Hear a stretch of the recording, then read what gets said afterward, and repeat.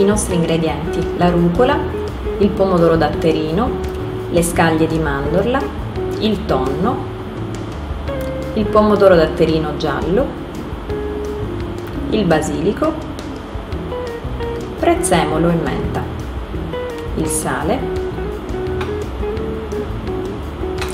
Iniziamo prendendo il nostro trancio di tonno e tagliandolo a fettine abbastanza sottili.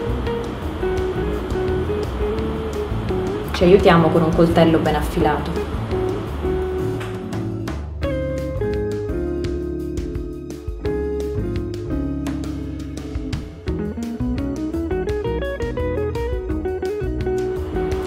Nel contempo facciamo scaldare dell'olio in una padella antiaderente e lo portiamo a fuoco vivo.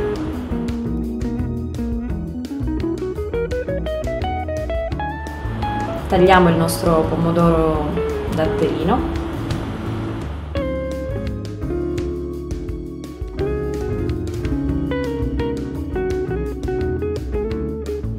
e da ogni pomodoro ricaviamo 4 spicchi. Procediamo allo stesso modo con il pomodoro datterino giallo.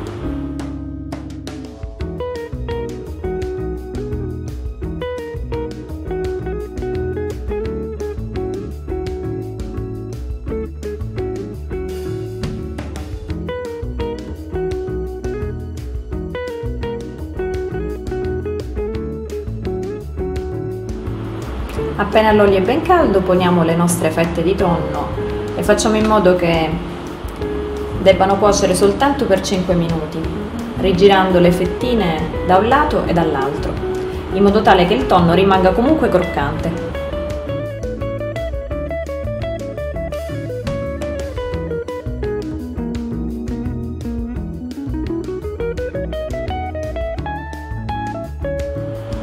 Nel frattempo prendiamo il nostro piatto di portata, poniamo su della rucola,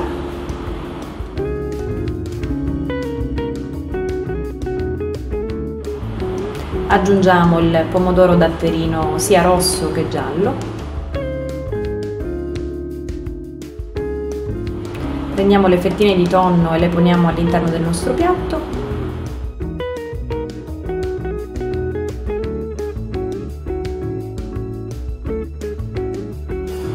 e profumiamo con i nostri aromi, la menta, il basilico ed il prezzemolo.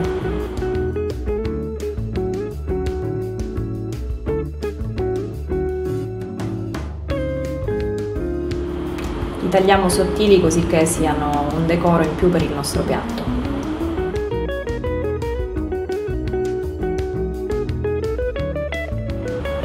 Terminato con il trito, aggiungiamo le mandorle a scaglie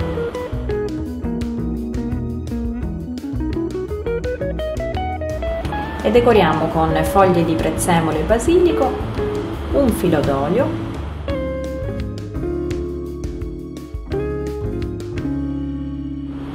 e il nostro tonno tricolore è pronto.